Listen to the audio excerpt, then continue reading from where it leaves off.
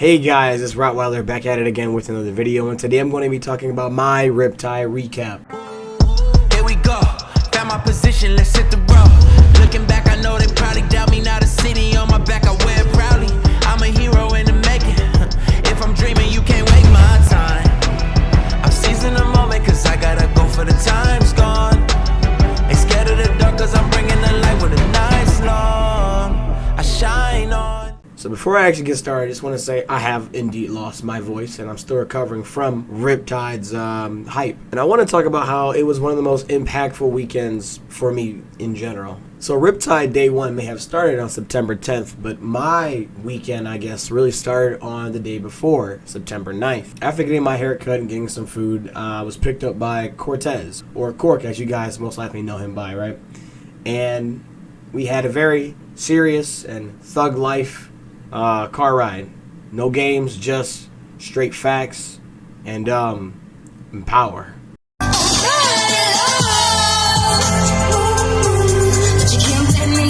But yeah, real talk, it was a really fun car ride, and it was a pretty smooth drive to Ohio, except for that one part where Cork almost drove off the road, but that's in the past, and we survived. So we were the second ones to get to the B&B. Apparently, Aichi, yeah, I believe his name was Aichi, or I think his real name was like Tony or something, but yeah, Aichi, workshop player, he was there first, and we got there second, followed by Levin and Sino and Arkitas, or was Arkitas there already also? I remember.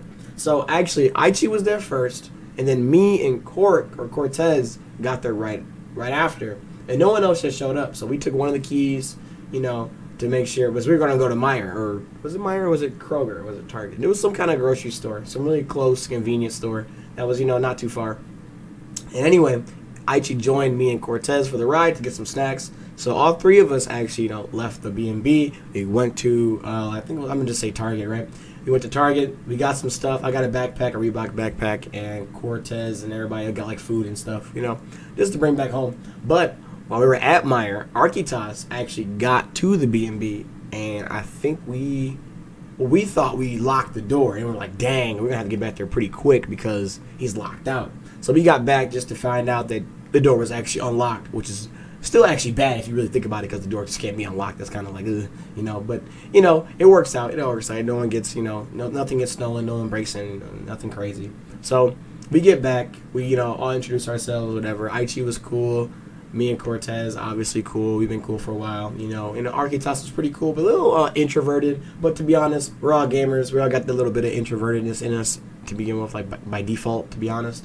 So you know, Arkitas was cool. He was up there. I met him. You know, I think he was getting ready for workshop or something up there in the room. And then a little later down the line, like later at night, Sino and Levin come by.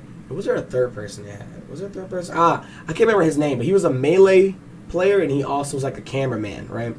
And he was just going around the venue, you know, in the next couple days and just recording people, you know, with like this really official professional camera or whatever. And he was doing some good work, you know. But it was all three of them that came in, and it was really cool to meet them, you know, in person. You know, that's always the best part of coming to these kind of events, is just meeting the people you've seen online for years and years, and just being able to be like, wow, I know you, and it's really cool to see you, and I, you know, hope you're doing good, and all the cordial stuff, you know, right? We obviously played some games of Rivals, right?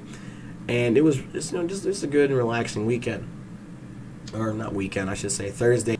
So the next day, we had day one of, you know, Riptide stuff. So we had, you know, workshop, all the side events basically. So workshop was there. We had Dubs was there, right, for Rivals, obviously. And, you know, it was cool. It was obviously really great to meet more people. I had a lot of people come up to me and were like, oh my God, you're Rottweiler? And I would just, honestly, I mean, I know people know me, but it's always crazy because on my way, or I should say on our way to get into like the venue for day one, I saw Cosmos, and I saw DeBuzz, and I saw a couple other, you know, top player smashers. And it's so crazy because like I watched their videos, and, you know, when you watch someone like the video, whatever, or their videos or content for so long, like, you start to, you know, get a sense of familiarity. You feel like you know the person, right? So when I saw Cosmos and the Buzz, it felt like I was seeing a friend I haven't seen in a while, like, or something like that, like, you know, long time no see, like, hey, I want to go up to them and be like, yo, how's it going? Yo, what's up, Cosmos? Type stuff, right? But then before you say that, you remember, like, wait, they don't know me. You know, I might know them, but they don't know me, right?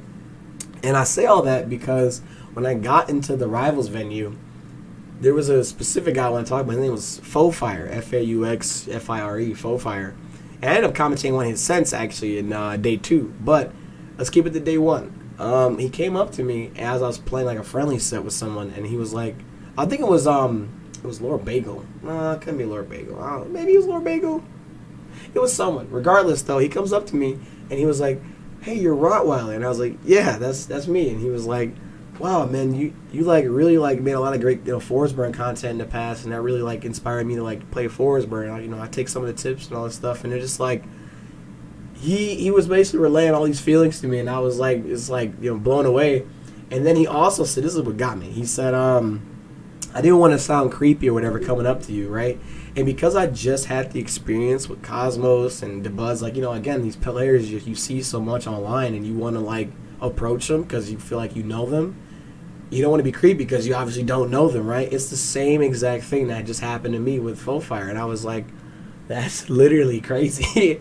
And I was like, no, man, I understand. I get you. And so I get up, I take a picture with him, whatever, and I'm like, it's nice to meet you. I really appreciate you. You really made my day, like that kind of stuff. And I genuinely meant that because I'm a very emotional and like very like wholesome, heartfelt type of person where my emotions usually get the better of me, and like I really like I can feel. I have a lot of empathy. Like I can definitely put myself in other people's shoes.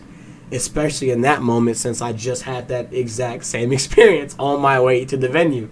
So like I really like I felt where he was coming from, and it like warmed my heart genuinely and truthfully. So I appreciate Fauxfire for that. And he wasn't the only person to come up to me. I had a few other people come up to me and get pictures, and it just was like, wow, I didn't realize people really like fuck with me like that. It was crazy. But I got to meet Vixen and Giga, and let me tell you about Vixen and Giga.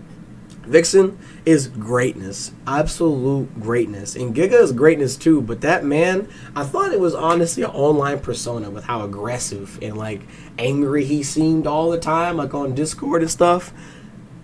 He's just like that in general. That's just who he is. Like that's straight up just who he is. That's why he's not fronting online. He's not putting on a facade. That actually is who he is. He comes off as very aggressive in person. He may be really nice. I think he is nice because he treats people really well, and he cheers people on and stuff. And I can kind of get a sense of people based off their body language and how they treat others, And I think he's overall a really good guy. But again, he is very aggressive. So you gotta be ready for that if you talk to Giga. But he's overall really, really, really cool. So I met up with the Sills offline. Let's go, cool stuff. I met Bookworm. She was sweet. Yeah, just overall, it's a wonderful day 1. We went out to eat somewhere. I think it was at B-Dubs. And, we had a good time. It was great. It was great. It was me, Renzo, Cortez, Uda Pookie. Or not Uda Pookie. I always call him Uda Pookie. Uda Shadow Theft. My bad. And it was like, Adi and a few other players came with us to get some food at B-Dubs. And that was, generally great. So day 2 starts. I can't really remember what happens at the venue. Maybe we eat something. We, chill again or whatever. Hang out. But that's same as the first day, so I'm not really gonna go into that too much. But day 2 is when things got crazy. So my pool started at like 1 p.m. I believe, and I got to the venue at 10. I went there with Seno because I actually, believe it or not, I didn't know what time my pool started, and I was like, I don't really understand Smash.gg. I'm gonna just go there really early, and I'll be ready. I'm just asking around like, what pool am I in? What time does it start? That kind of thing. Because I was like, I trust like the TLs more than I trust myself, to be real, when it comes to that kind of stuff. So, I got there early with Seno because his pool was at like 10 a.m. And that was the first pool of the day, so I couldn't miss anything by default if I went with him. So I took that route. And when I got there with him, talked TOs. I found out coming at 1 p.m., whatever. Fine, cool. Saw my bracket. That was pretty cool. I was ready to fight getting ready to fight Axmos, who was like an Edalus player. They're very good, right? I know of them, so I was like a little worried, but I thought I had a pretty okay bracket overall. Pretty good actually, to be real. So, I'll walk around, talk to some people, and my bracket comes along. This is where things kind of get a little crazy for me. Yeah. On day 1, there's no pressure. Everybody just having fun, whatever, right? But I knew from even the first day I got there, I wasn't really playing the most confident I've ever played. I was playing very shaky, and I was very scared. I wasn't playing my game, right? And it's because there's a lot of pressure when you go to these events, especially when people know me, right? And that definitely made it a lot more nerve-wracking for me. So when I finally, got to my pool and I got to my first round one, I realized I was shaking. And I was like, this is going to be one of them days, isn't it? Because I was literally scared shitless. I was so scared because I had people around me.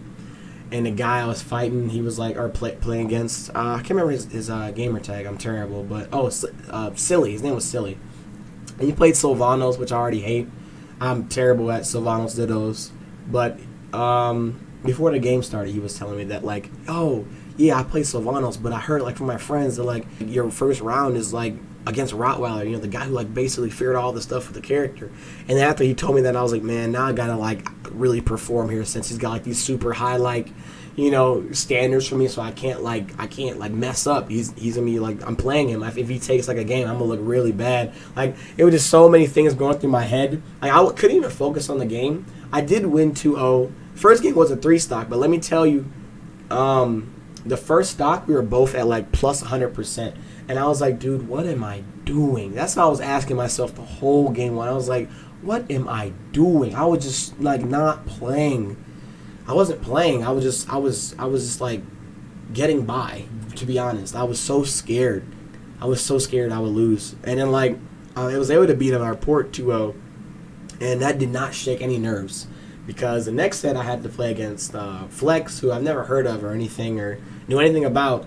But they played Zetterburn, and that was, like, still okay with me because I'm okay with the Zetterburn matchup. I think the matchup was actually pretty even if you play well enough.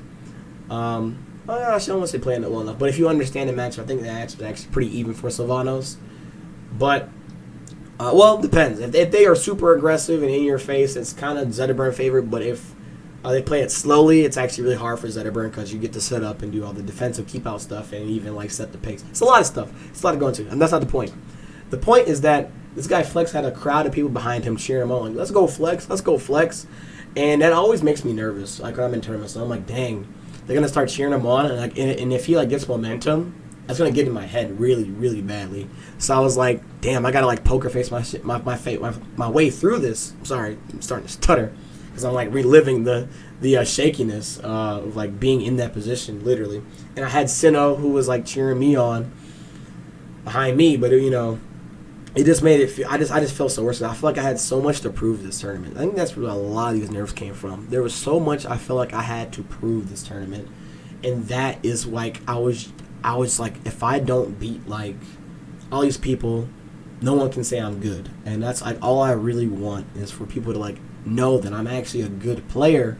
But if I'm playing so scared, I can't, like, show it. And I definitely was not showing it because game one, Flex actually beat me. Like, it was either last stock or it was either like a 2-stock for him. And I was like, why is this happening? I was like, literally, I've played Zetterburns who do the things he's doing and more constantly. I literally have played against all this thing. I know what he's doing, but I can't make myself think. I can't like focus on anything other than the fact that there's a crowd of people behind me and they're all talking about how good I am. Like, how can I play through this? Like, I'm so scared, like, literally terrified. And game two, I end up beating him because I get some semblance of, like, how I usually play back. And I'm like, okay, there it is. I gotta keep that feeling and, like, that thought process and just focus and not think about all the external shit because that's gonna really, like, I'm gonna lose.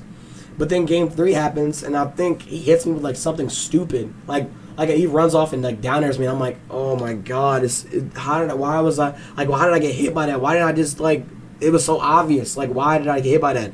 And then the thoughts start rushing back, and I was just playing so bad and poorly. And he 2-1 me. And I think it was the last game was, like, a last stock situation. When I'm right, and his friends pop off, and I'm like, I just sit there, I'm just like I just take a deep breath because I'm like, I really just choked. I'm such a choker. I'm so anti-clutch. I can't clutch anything. I've always said that. But, like, it was just so much worse with everybody around me. So that really, like, destroyed me. And so I went up to Giga, after that, and I was like, yeah, man, I don't think the defensive style is really it, because Giga was there, and I was like, yeah, I don't think I can really do it. And he said, yeah, I told you that doesn't work. This is Giga. He's like, that doesn't work. I told you have to be aggressive, right? And then later, I'm waiting for like my next pool or something, right? No, I remember. So yeah, I beat Flex, and then I'm waiting, and I have to fight the winner between Axmos and Torque, right? And so Torque upsets Axmos, and now I have to fight Torque. And this is the game that really changed my mindset, I believe. Yeah, this is the game that changed my mindset. Because I don't know what it is, but the way Torque plays, it almost like forces you to actually like play better, because he's the type of player that like may not have like the best or strongest neutral or even the best defensive habits, right? But when he hits you, you literally may die. You literally will possibly die if Raster touches you, right? Because he's a Raster player, and he's good at clipping people, right? And if you let him walk over you, or hit you, he will walk over you, literally. And so game one, I'm still shaking, I'm still scared, and he takes game one. And I said, dude, don't go 0-2 versus Torque. I said, literally just play the damn game. And I got angry. And when I got angry, I'm happy I got angry. Because when I got angry, I stopped caring about the people around me. Just enough for me to beat him game 2 at 2 stock. And I popped off. Not because, and I popped off not because I won. I popped off because I felt like I was no longer in my head. And that was the strongest thing that I needed to like think to myself, because it's all a mental game. The more you think, the more you go to tournaments, you realize a lot of this is not even like the game. It's not the player you're facing. It's the mental battle. You're fighting yourself so much. Yeah, I'm like, I pop off. I'm like, yes, because I feel like I know what I'm doing now. And so I win game 3. I pop off with so much relief, and again, it's not because I beat Torque. It's because I feel like I beat myself in a way. Like I overcame my inner thoughts. Like in that moment, I was like, oh yes, I know what I was doing that game. I had to be a little more aggressive. I was hitting things. I was starting to move. I was okay. I was doing like good. It took me to Flex, right? But I gotta say this before I fought Flex, right? Giga fought Flex, and after Giga, I was supposed to fight Giga like to proceed on in the bracket. The bracket was supposed to go, I beat my round 1, I beat my round 2, which is Flex, and then I fight Giga, lose to Giga, fight Axmos, and then I make it out of like my pool or something, and I'm good, right? That's all I had to do. But yeah, because I lost to Flex fought Giga, and Giga 2-0 Flex, and he walks up to me and he says, free.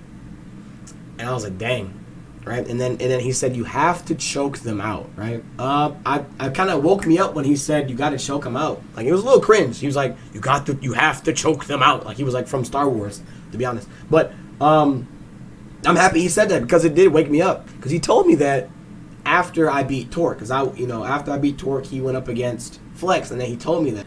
I worked my way back up, and when I got to him, I 2-0'd him.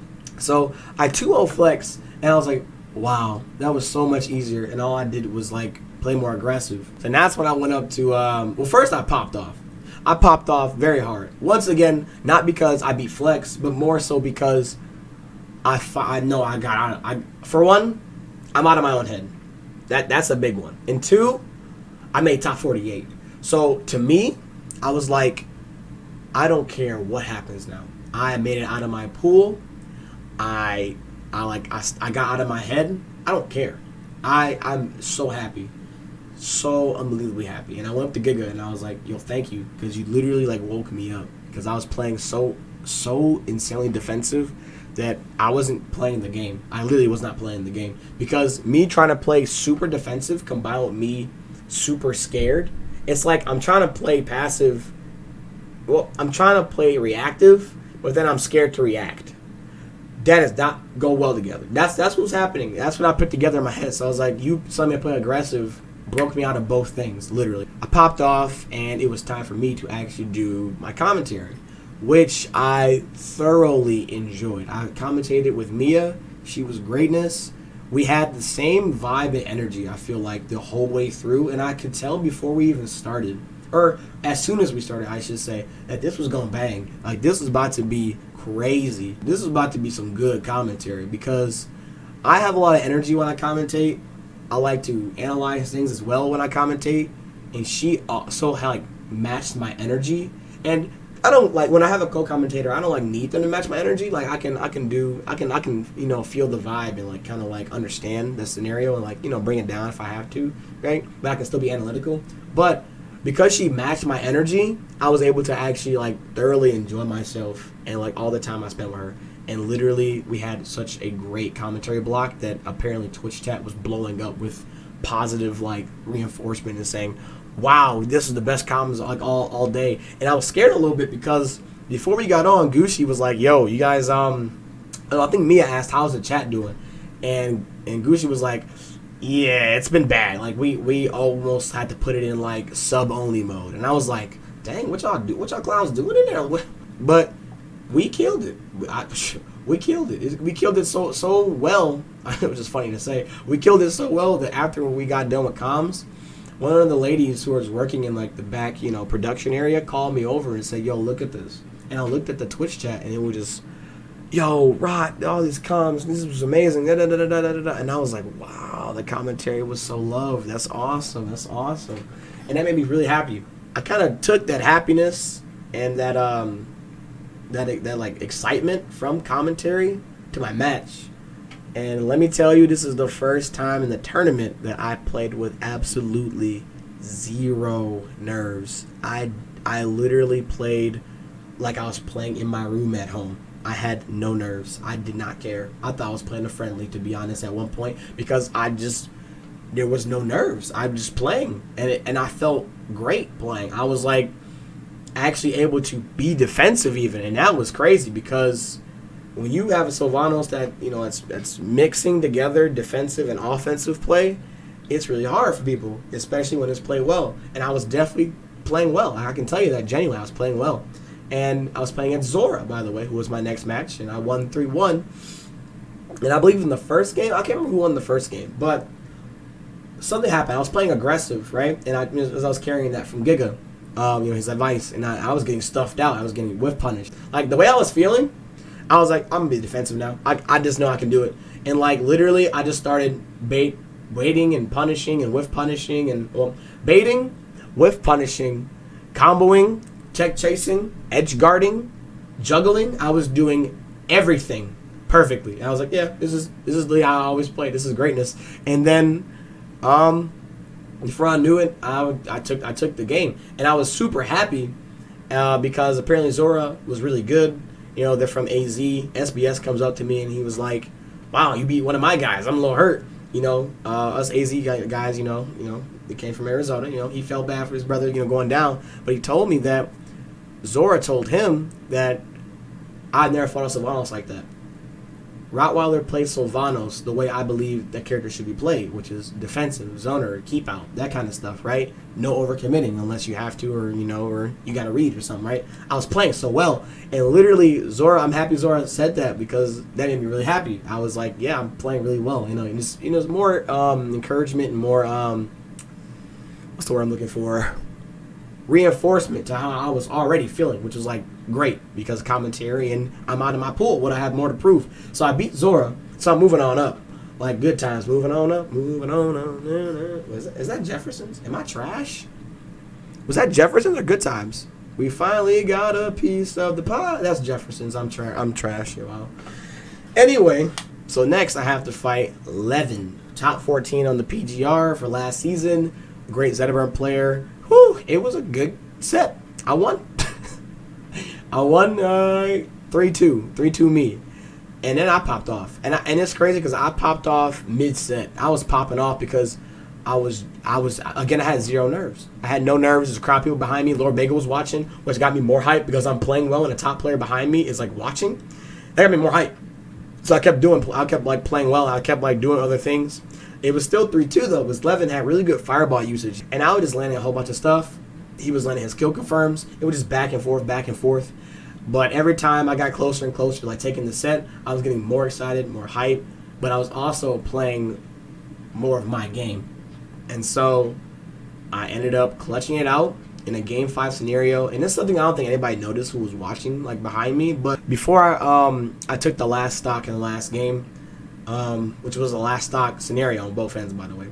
I think it was the last stock or 2 stock. Anyway, I knock him off stage, but not too far off stage, just enough to, like, barely be, like, off, like, the platforms and all this stuff, like in an angle above the stage that where he's not on stage, but, like, he's pretty high up. You know, it's he's got to do an option because I can just hit him, right? And so I read that he wants the down B. I know he wants the down B because at that certain height he was at, every Zetterburn player wants the down B, or they want to land with something really aggressive, but 9 times out of 10 it is down B. So I knew he wasn't down B without me doing something. I basically baited the down B because I knew he wanted to do it. So I ran forward as if I was going off stage for an edge guard, which I knew he would then respond with a down B. It was just a little run too. It wasn't even like I committed fully. I just like dashed forward and then I waited and then I dashed back. And then I knew he would down B because he thought I would go for the offstage edge guard, like run off up here or something. And then because I dashed back, I was able to punish the down B with an up strong, and it galaxied him and killed him. And then I popped off before I even up smashed or up strong, whatever you want to call it. I literally popped off before that because I knew he would down B, and the fact that I was able to condition him right there to want to down B I was like, I'm so crazy. I was like, I'm crazy. And I killed him, and I popped off. The whole venue knew I won because I was like, let's go, let's fucking go, like over and over and over and over and over. And everybody was like, yo, Rod, I heard you beat Levin. And I couldn't, honestly, I feel like I was in a dream. I feel like I was sleeping. I couldn't be awake because this was too much. I had great commentary. I made out of my pool. I beat a top 50 player, Levin. Like, and what? Like, this is all happening like the same weekend? My bad. It's all happening this weekend? Like, I thought it was a dream, straight up. I have to wait in the crowd or whatever and, watch some sets. I got hype. I'm a huge, like, fan of the game. So I always am in the crowd, like, screaming for anybody who's, like, down or who's doing some hype. I'm like, let's go, Sego, or let's go, Sparks. Whoever is up there, I'm like, super, like, into Rivals to the point where I'm just like the biggest. I'm like the number one fan, I promise you. Me and Casual Scrub, we fighting for number one fan for Rivals of Ether. I promise you we are. Because I will be there when it will be a crowd. Even if there's a crowd of 100 people quiet AF, you're going to find me screaming for this game. I promise you, you will see me screaming for somebody. I don't care who it is. You will find me. Anyway, I did that for like a few sets. And my next match was the winner or the loser between Y and Cheesy Potato. Cheesy Potato, she takes the set off of Y. He seems very depressed afterward, and I play him. And honestly, I'm so satisfied with how I did. I didn't really care if I won or lost there, but I played it out. I got 3-0. I'm gonna hold that 3-0. I got 3-0, but that was the happiest 3-0 I've ever seen in my whole damn life. I got 3-0, but I'm top 17. I mean, I'm top 17. I made 17th place. I'm already happy. I mean, yeah, being top 8 would be sick, but the moral for me for this tournament was just to prove to people, or like the reason I wanted to like go to this tournament was just to prove I was good to people. I am a good player, and I feel like I was able to show that. And that made me so happy. I didn't really care what place I got after I beat. Honestly, after I beat Levin, I really didn't care. I mean, I don't know if I could say I didn't care after I made out of my pool, because at that moment I didn't care. But looking back, I would care because I'm like, dang, I only got 33rd. Like, that could have been way better, kind of thing. But after I beat Levin, I truly did not care about how far I got anymore. I said, dog, I beat Levin. I got 17th. I made out of my pool. Like, I had great commentary. I don't care. I've accomplished everything I wanted, so I did not care. I was just so happy. I was so genuinely happy. And Y did not look like he was having a good day at all. Like, he looked like he was slumped down his shot. I'm really like doing reading body language. So he comes up slumping in his chair. His like, I think his hood is on. He's quiet. He's like, whatever. He's like the whole time he's playing. He's playing around. He's doing forward air. Fair span. Is what. I'm just cheesing out. I like to mess around on people, around on players, I should say. But yeah, he's doing his thing, and I wish him the best. I'm like, yo, have a good time up there, man. Good luck, good games, whatever. And I go off, and I'm out. But damn, I feel like I accomplished everything in that tournament, man. And then to top all of it off, the next day is top 8. And this top 8 was so good. It was so good because Cortez was telling me, nah, man, he was sleeping in for top 8, and Sino, I believe, was going there. And I, chose to tag along with him because I wanted to see everybody. I didn't really care about top 8 that much because sometimes Rivals top 8 can be like a little like stale. But this one was glad to say it was not nowhere near stale at all. There was so many upsets. It does suck Sparks wasn't able to conquer his nerves up there, but I don't blame him. Like I literally experienced all that day 1, like literally, or day 2 I should say. So like I know how he feels, that. But it's what it is. Every set was basically a banger. Adi versus Sego versus Cake. Literally every set up there was just like a banger. In grand finals, that was the greatest grand finals of Riptide. That was the greatest Rivals of Ether grand finals, period. That was the greatest Cake and Penguin set, period. Or should I say sets? I'm just call it one set to be honest. But that was everything I could have asked for. Like, and then more, and it kept giving. It felt scripted. It was so perfect. Because, okay, so first of all, if you don't know anything about Cake and Penguin, like grands or Cake and Penguin in general, Penguin is usually the one to be in winners and destroy everybody along his way. Sometimes even Cake Assault and make it all the way to grands and sit pretty in grands, with like the first place right at his fingertips. And Cake Assault is usually the one in losers who has to do these crazy not really upsets, but do all this crazy stuff that has the crowd going, how is he doing this? And work his way back up to Penguin. And and he usually takes it off Penguin. I want to say usually, yeah, he usually beats Penguin. And it's like Loser's Cake is a demon. Like he's super good when he's in Losers for some reason. Well, he's good in general, obviously, but Loser's Cake is like a different type of demon, right? But this time it was Cake sitting in grands, and it was Penguin in Losers, and it's like, well, this is about to be a 3-0 because whenever Cake is in winners grands finals, it's just a 3-0, and it's what it is. And Penguin, he couldn't clutch it out, but this day was different. This day had Penguin not only reset the bracket in a Game 5 scenario, but also took it to another Game 5 last stock, last hit scenario on the most hated stage in the game, which was so good. I'm so happy they picked that stage because it made it more hype. There was no stage that could have been more hype for a grand final set of these two. Like of this weekend couldn't have gone out with another stage. Like it was so beautiful and poetic almost that they picked that stage because everybody in the crowd was like, Tempest Peak? They went Tempest Peak? And then I know Twitch chat was losing their mind about Tempest Peak, the ones who actually play Rivals and know that stage is cursed. That was so hype.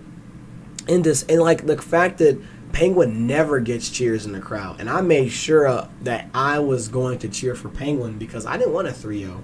I didn't want to have this massive crowd and all those viewers on Twitch to be sitting, sitting there for Rivals, and it's just a 3-0 set.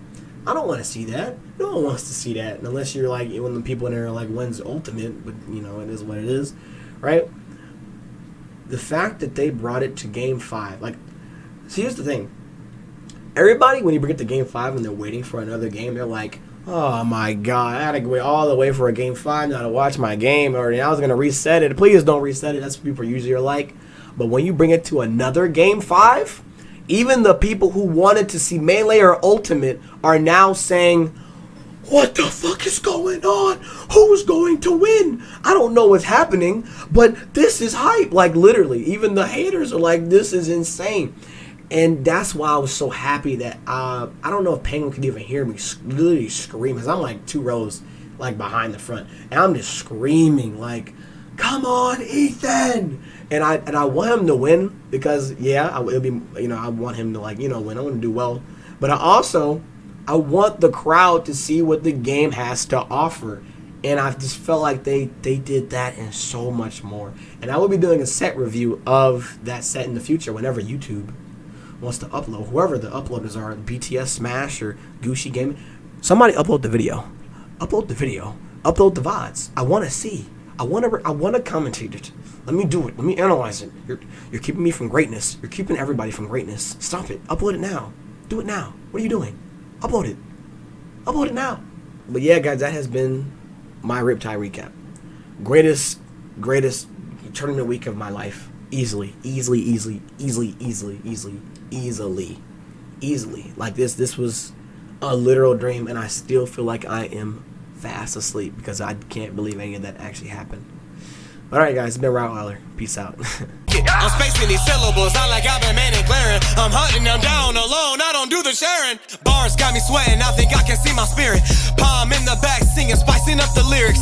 Draco on my hip, I'm ready for the fireworks. Amethyst Olympian, try not to go berserk. Your girl want me bad, but that's not my fault. If her ass go up, then it's a cake or salt. Like